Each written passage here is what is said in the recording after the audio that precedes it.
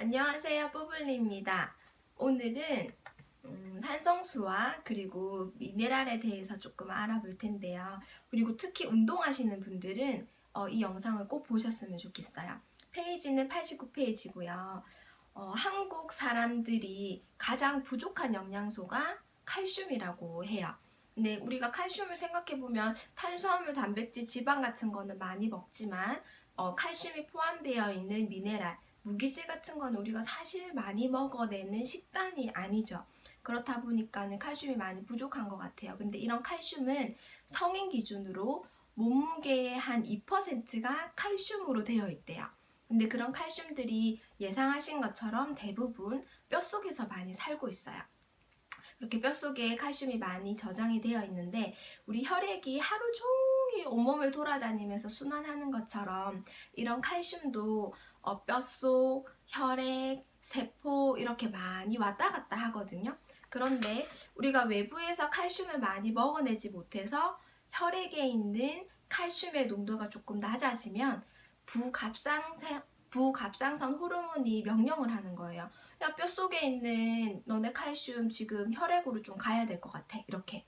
근데 우리가 끊임없이 외부에서 먹어주는 혈액이 부족하다 보면 혈액에 칼슘이 많아야 되는데 그걸 해결하기 위해서 뼈에 있는 칼슘을 계속 혈액으로 가라는 명령을 받게 되겠죠.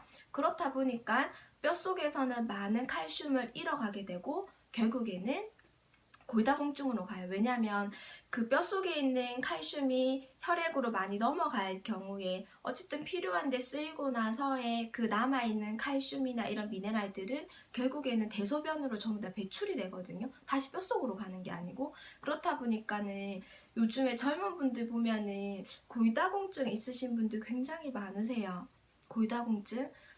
그래서 특히 또 뼈를 다치거나 하시면 예전에 그냥 똥강 이렇게 부러지거나 하는 거예요. 근데 요즘에는 수술까지 하셔야 되는 성인분들 그리고 또는 어린 아이분들 너무 많죠. 근데 여기에서는 칼슘이 많이 부족해서 그런 게 아닌가 하는 것도 꼭 연관지어서 보시면 좋을 것 같고요. 그리고 특히 운동하시는 분들 요즘에 정말 그냥 운동 안 하고 서 있기만 해도 땀이 너무 많이 나죠. 저도 더위를 잘 안 탔는데 점점 더위를 많이 타게 되는 것 같아요. 근데 우리가 운동을 하는 이유는 열심히 체력도 기르고 그리고 근육량도 많이 올리고 싶잖아요. 근데 그 근육이 60%가 단백질이 아니고 수분으로 되어 있어요. 그러니까 실제 근육을 많이 키우려고 하면 많은 수분도 필요한 거죠. 물론 단백질도 중요하지만요. 그런데 우리가 운동을 하거나 또는 의도적으로 땀을 빼기도 하죠. 찜질방 같은 데 가서. 그래서 엄청나게 많은 땀을 흘리게 되는데 한번 분석을 해본 거예요. 도대체 운동을 하거나 사우나를 하거나 찜질을 해서 나오는 그 땀에는 어떤 성분들이 같이 배출이 될까를 봤더니 나트륨, 염소, 칼슘, 칼륨 이런 것들이 굉장히 얘네들이 통틀어서 미네랄이라고 하거든요. 많은 미네랄들이 땀으로 다 배출이 되는 거예요. 땀으로 배출. 이게 얼마나 심각하냐면요. 미네랄들을 우리 몸에 굉장히 많이 조금 있으면 되는데 그 조금이 없어서 몸에 여러 가지 일으키는 문제점들이 굉장히 많은데 과격하게 운동을 하거나 사우나를 하거나 하시는 분들은 안 그래도 몸에서 미네랄이 많이 빠져나가죠. 그런데 미네랄이 없는 물을 운동을 하면서 계속 보충을 하고 있어요. 그러면 몸에서 결국에는 엄청나게 많은 미네랄이 결핍된 상황이 되는 거죠. 그래서 여기 페이지가 94페이지고요.